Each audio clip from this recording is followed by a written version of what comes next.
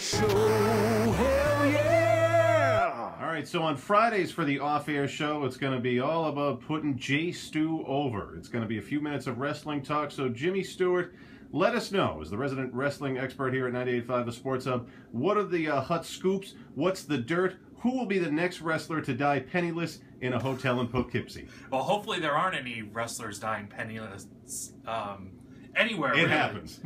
I know, and hopefully we get away from that because they have a new program in place.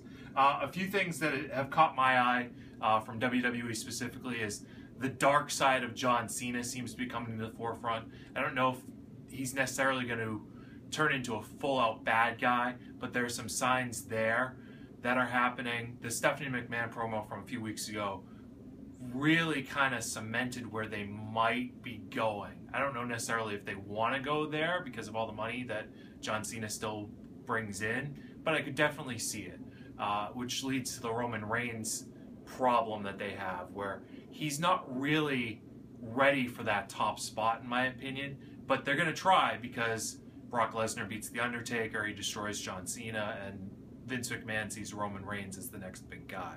Paul Heyman had an interesting promo on Monday where he was talking about having Brock Lesnar leave with the WWE title and try and unify it with UFC. That would be tremendous. And I think from all that I've read, Brock Lesnar wants to kind of do both things, do pro wrestling and Would they UFC. both cross-promote?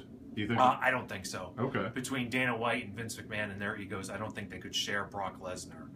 But I think Brock only wants to do one big fight, and that would be, I believe, Frank Mir, where they did the pay-per-view record buy rates, and then he'd go back to pro wrestling. But it should be an interesting bidding war when Brock's contract does expire the day after WrestleMania.